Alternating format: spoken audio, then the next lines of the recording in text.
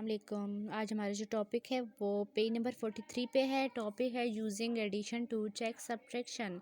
हमने एडिशन के चेक करना है, यानी कि पहले सब्ट्रैक्शन करनी है, फिर उसी के आंसर को यूज़ करके उसमें कुछ एडिशन करनी है और फिर देखना है कि नेक्स्ट प्रोसीजर उसमें क्या है। तो फर्स्ट एग्जांपल समझते हैं, चलिए स्टार्ट करते हैं। यहाँ पे हमने 27 में से 9 को सब्ट्रैक्ट करना है, यानी कि वंस की प्लेस पे 7 है, टेंस की प्लेस पे 2 है, तो 27 में से 9 को सब्ट्रैक्ट करेंगे। तो बच्चों आपको पता है कि यहाँ पे 7 में से 9 नहीं निकल सकता, तो हम पीछे से एक कैरी लेंगे तो वो 17 बनेगा। 17 में से 9 निकालेंगे तो 8, पीछे हमने एक कैरी ले लिया था तो वहाँ पे 1 बच गया, तो 1 जो रिमेनिंग था वो एज इट इज़ नीचे आ जाएगा।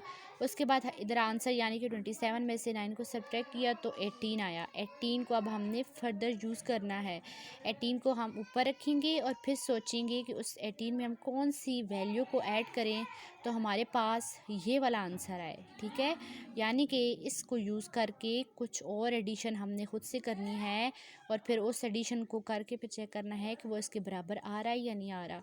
तो इधर 18 हमने रखा, फिर हमें पता चला कि 9 को ऐड करने से, यानी कि 18 में 9 को ऐड करने से ये वैल्यू बन रही है 27। सारे क्वेश्चन में यही प्रोसीजर करना है आप लोगों ने। अब फॉर एग्जांपल इधर देखें, वंस की प्लेस पे 5 है, टेंस की प्लेस पे 6 है और इधर नीचे 2 है और 4 है, यानी कि 65 में से 42 हमने माइनस करना है।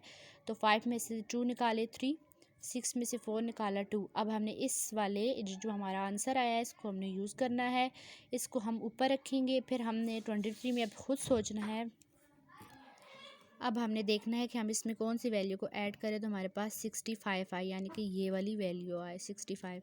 तो 23 में हमने 42 को ऐड किया तो हमारे पास 65 बन रहा था। तो बस ये प्रोसीजर इन तमाम क्वेश्चंस का।